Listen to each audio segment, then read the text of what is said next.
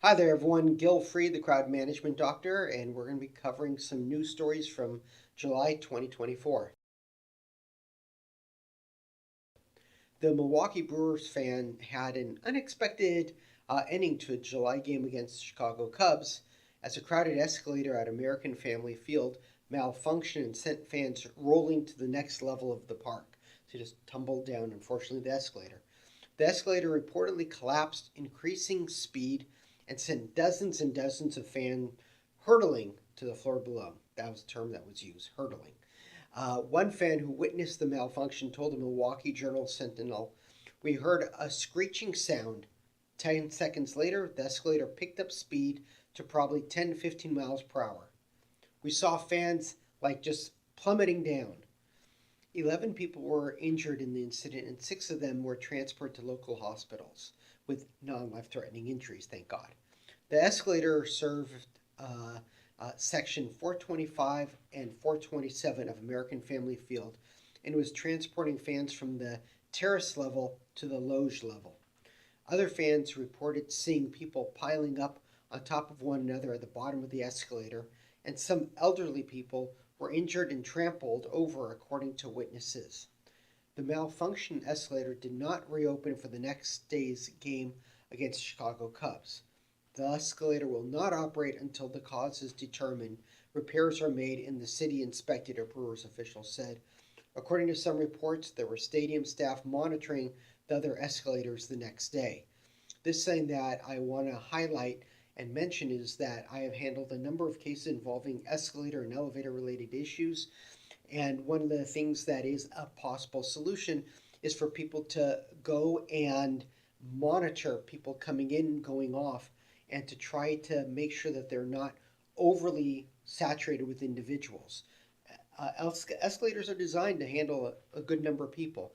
But when you have too many people, like two on every step, it's going to burden the system and it's going to break down. All right, the next story involves crowd management issues that caused a delay in the Copa America final. So, the championship match between Argentina and Colombia started more than an hour late at Hard Rock Stadium, one of the host sites for the 2026 World Cup, and this happened because of crowd issues. That included fans breaching security gates. There was a sellout crowd of more than 65,000 supposed to be for the game, and that's a huge number. And videos posted on social media showed fans, often wearing Colombia's yellow and red colors, jumping over security railing near the southwest entrance of the stadium and running past police officers and stadium personnel. A handful of people could be seen receiving medical treatment and asking for water in the sweltering heat. Officers were able to push the crowd behind the gates and lock down the entrance so that no one could get inside, although plenty of fans with tickets had already made it to their seats before the gate's closure. Closing a gate can also create pinch points and cause more injuries, so you always have to be careful when you're closing a gate, but that's just a strategy. Are we going to keep the gates open? Or are we going to close it? Neither is perfect, and you always have to look at all the different ramifications. Security initially appeared to open gates slightly to allow only a handful of fans in at a time, while others that were angry about not being able to get in pushed against the railing trying to force their way in. After reclosing the gates, security began letting fans in slowly around 8:10 p.m., with a new kickoff time set at 9:15 p.m. But the commotion did not stop. Fans again broke through the railing. Miami-Dade County Mayor Danielle Levine Cava and Chief Public Safety Officer James Reyes released a statement during the game saying the county assigned more than 550 police officers to the stadium detail, plus other personnel from neighboring departments. Through a more detailed investigation, we'll determine the total number of security personnel that were on hand. Uh, some people say there were nearly 800 police officers there, according to at least some sources, which is quadruple what they deploy for a typical Dolphins game and close to Super Bowl numbers. That should have been enough. In fact, they should be praised for keeping the peace during the game after a decision was made to open gates to avoid a stampede, which allowed many non ticketing fans, unfortunately, to enter. Police officers were seen checking tickets row by row, asking non-ticket fans to vacate the seat. The venue noted that it worked in collaboration with CONMEBOL, CONCACAF, and local law enforcement agencies for the Copa America final. Security measures included an increase in the number of law enforcement officers and security at, at and around the stadium.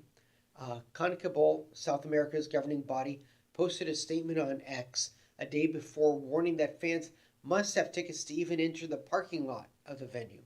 The tournament and its organizers were again heavily criticized after a melee following Colombia's 1-0 win over Uruguay in the semifinal match.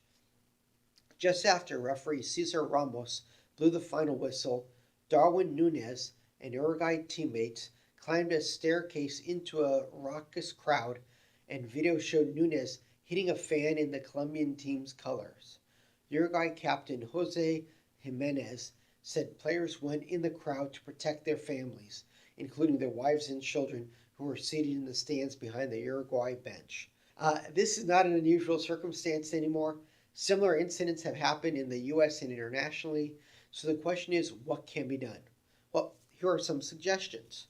One, work with local elected officials to make it a more significant crime to rush into a venue without a ticket. I feel it should be a felony because you're putting other people's lives at risk. There should also be a significant fine and a lifetime ban from the venue and any other sport venue in the United States. Have some teeth behind the law. This possibly could be enforced with facial recognition technology as one possible solution. Here's another solution. Develop multiple concentric levels of protection, with each level getting more difficult. In Israel, they start the process of examining flyers over a mile away from the airport entrance, and there can be various gates and fenced areas much further away than the entry gates, and they could be considered restricted areas with only certain people with valid credentials allowed there.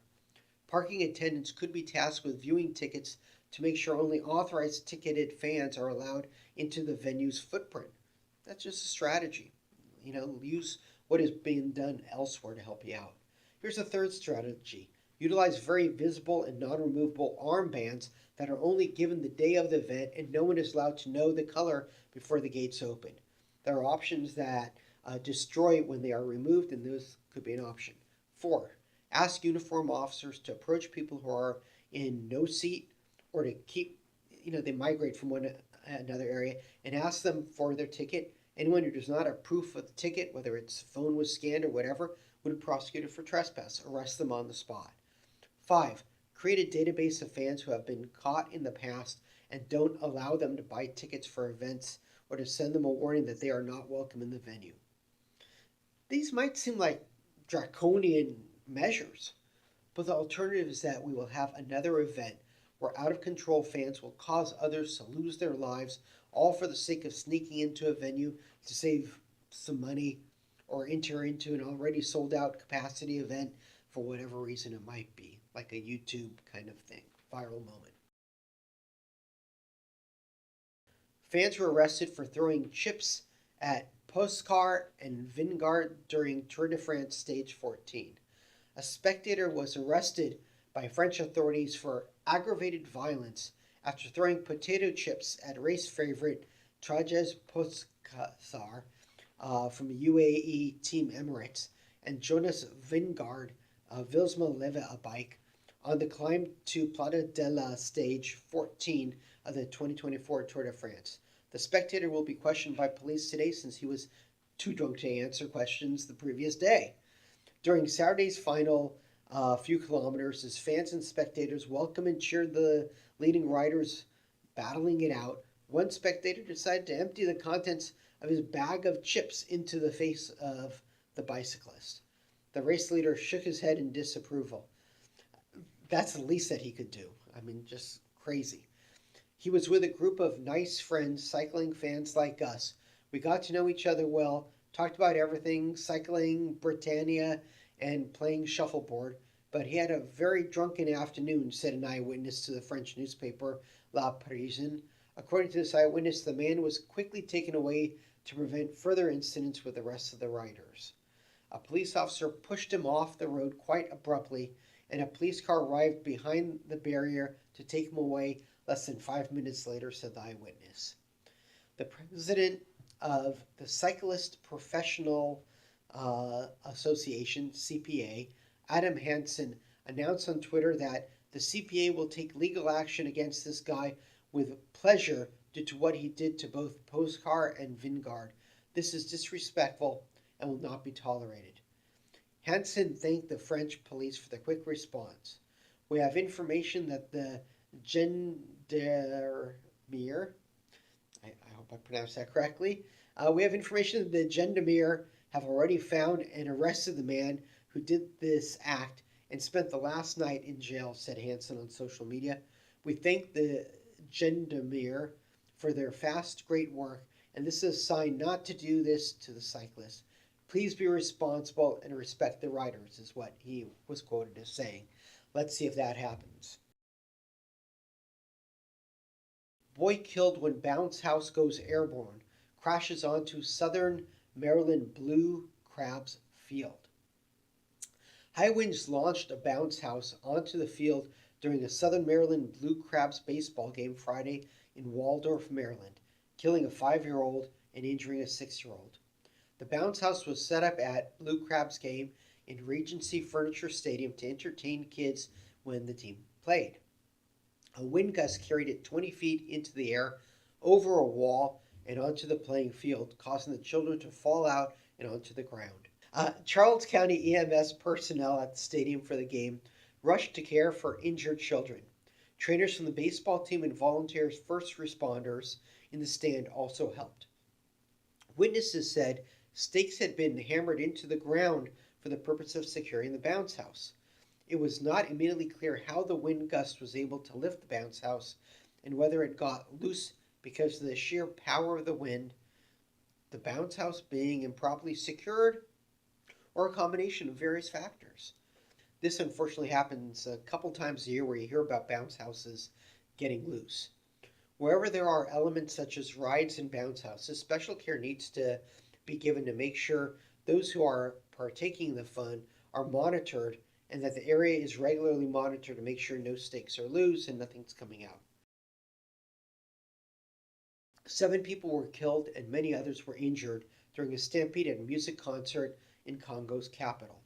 The stampede occurred at the 80,000-seat Stade des Martyrs stadium in the heart of Kinshasa, where the Mike Kalambayi, a popular Congolese gospel singer, was performing. Authorities did not comment on what caused the stampede, saying an investigation into the incident was underway. However, the local music management company that organized the event said the chaos erupted when the security service tried to neutralize some troublemakers. How do you define neutralize? How do you define troublemakers? That's a good question. I don't know the answer to that. An estimated 30,000 people attended the concert, which featured several other musicians and pastors. The management company Maja Gospel stated that in a statement. So it wasn't an unusual thing. In fact, it was more of a religious kind of event. Videos that appeared to be from the scene and broadcast of the event showed large crowds gathered outside the stadium in front of barricades as they waited to enter. Inside, people could be seen rushing to the center stage. Congo has witnessed such stampedes in the past, often blamed on poor crowd control measures such as excessive use of force. 11 people died in a similar crush at the same stadium last October during another music concert. Unfortunate. Taylor Swift concert concern. Officials say suspects in a foiled plot at Taylor Swift's show in Austria hope to kill as many people as possible. Both suspects in a foiled plot to attack Taylor Swift shows in Vienna appeared to be inspired by the Islamic State group and Al-Qaeda, and investigators found bomb-making materials at one of their homes. Officials said one of the two confessed to planning to kill as many people as possible outside the concert venue. 3 sold-out concerts were canceled because of the plot. Devastated Swifties from across the globe were upset about it, but they also understood that this was for safety purposes. Concert organizers said they stood behind their decision, saying they expected up to 65,000 fans inside the stadium at each concert and as many as 30,000 onlookers outside, where authorities said the suspects planned the strike. So they didn't plan the strike inside the venue. They want to do all these attacks outside the venue using cars and knives and things like that. Officials told reporters that the main suspect, a 19-year-old Austrian, began working on his attack plan in July and just a few weeks ago uploaded to the internet an oath of allegiance to the current leader of the Islamic State group militia. He planned to use knives or homemade explosives as part of his attack.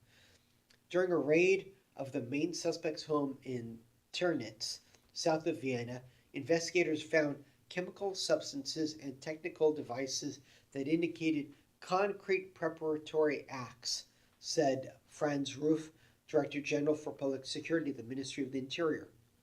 Authorities also found Islamic State group and Al Qaeda material at the home of the second suspect, a 17-year-old Austrian. He was employed by a company providing services at the venue for the concert and was arrested by special police forces near the stadium. So sometimes that's what happens. They try to get hired so they have better access to get into the venue.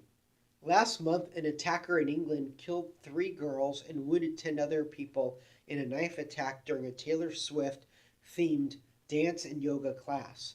Swift at the time said she was completely in shock over the attack. Swift is expected to perform at London's Wembley Stadium in 5 concerts from August 15th to August 20th to close the European leg of her record-setting Eras tour. Now, since this video is being done after August 20th, those concerts went off without a hitch, luckily. In 2017, an attack at the Ariana Grande concert in Manchester, England, killed 22 people. Suicide bomber Salam Abdi set up a knapsack bomb in Manchester Arena at the end of Grande's concert as thousands of young fans were leaving. More than 100 people were injured. Abedi died in the explosion. An official inquiry reported in 2023 that Britain's Domestic Intelligence Agency, MI5, didn't act swiftly enough on a key information and missed a significant opportunity to prevent the bombing, the deadliest extremist attack in the United Kingdom in recent years. There are a couple of key highlights to the story. One, the attacker or presumptive attacker in Austria was employed a few days beforehand by a company providing services at the venue for the concert. That's critical. We always have to look at the background of people we hire. He wanted to carry out an attack in the area outside the stadium, killing as many people as possible using the knives or even using homemade explosives and using a vehicle. Last month, an attacker in England killed 3, as we previously indicated, which shows that, unfortunately, that might be somewhere they're trying to attack Western culture and Western musician. Also in 2017, an attack at the Ariana Grande concert is another example that we have of attacks outside when people are leaving. So, how can we respond to this? Utilize tabletop exercises that examine this attack methodology and some of the different points that I've just mentioned.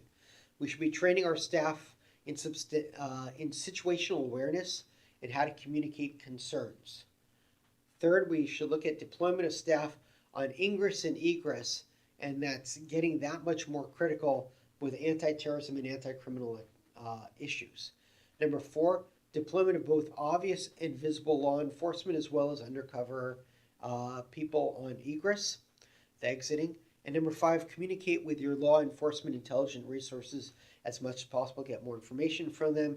And 6, understand that no facility is immune from an attack. Any facility can face a possible attack, and we just have to be aware of it. So the more that we're aware of our surroundings, aware of what's going on, the more likely we are to make the venue as safe as possible.